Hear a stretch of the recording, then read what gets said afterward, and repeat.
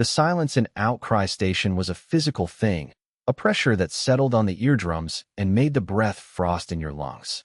Dr. Eris Thorne traced a finger over the frost-rimed console, the display showing nothing but the endless, empty dark outside their viewport. He was the last of the original crew, a man who had traded the vibrant chaos of Earth for the pristine, suffocating peace of deep space.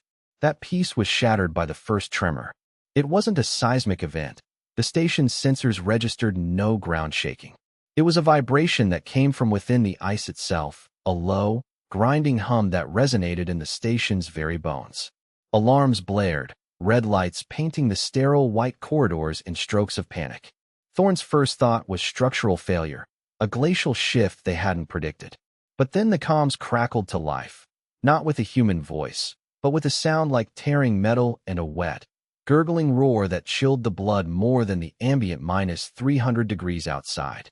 Something was tunneling through the ice, and it was coming for them. The tunnelers moved with a terrible, deliberate slowness. They were colossal, segmented worm-like creatures, their chitinous plates scraping against the ice with a sound that was like a world being unmade. They weren't just burrowing. They were consuming the ice, converting it into mass. The station's outer hull groaned and buckled as the lead creature rammed against it, a slow, inexorable pressure that made the floor plates shudder. Thorne and the remaining crew, 2 engineers and a xenobiologist named Lena, huddled in the central habitat module. "They're not attacking," Lena whispered, her face pale as she stared at the sensor readings. "They're eating the station. The ice, the metal, the life support systems. They're converting it all into biomass." The horror wasn't just in their voracious appetite, but in their methodical, almost industrial approach.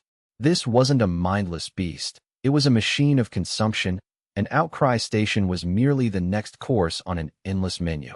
The hull gave a final, shuddering sigh, and a section of the corridor outside their module crumpled inward, revealing the glistening, obsidian-black flesh of the tunneling horror. The creature breached the inner hull not with a roar, but with a sickening, wet slurp. A tide of viscous, acidic ichor flooded the corridor, dissolving bulkheads and equipment on contact. The remaining crew scrambled back, their suits hissing as the corrosive substance ate away at the outer layers. The tumbler itself emerged, a segmented nightmare of armored plates and pulsating, bioluminescent veins. It was larger than they had imagined, a titan of flesh and ice that dwarfed their entire habitat module. Its mouth was a circular ring of grinding, crystalline teeth, and from its center, a probing tentacle tipped with a barbed stinger lashed out. It impaled the nearest engineer, who didn't even have time to scream before he was dissolved into a slurry that the creature eagerly consumed. Thorne felt a primal terror, the kind that freezes the mind and prepares the body for a quick, meaningless end. They were outgunned, outmatched, and utterly, completely alone. The tumbler turned its multifaceted eye on them, and in that moment, Eris Thorne understood that humanity's greatest strength was about to become its only hope. The tumbler lunged. Its massive body filled the viewport, a wall of chitin and hunger. Thorne didn't flinch. Instead, he slammed his hand on a console they had all considered a useless relic, a prototype experimental power coupler designed to draw energy from the ambient radiation of deep space. It had never worked, a glorious failure that had been left as a monument to human overconfidence. The coupler whined, overloaded, and then exploded in a shower of sparks and raw, unregulated energy. The surge didn't just power the station. It flooded the surrounding ice with a high-frequency resonance, a harmonic frequency that the station's own structural vibrations had been emitting for weeks. The effect was instantaneous. The ice surrounding the tumbler didn't just crack, it shattered. A cascade of razor-sharp crystalline shards lanced outwards, impaling the creature's soft underbelly.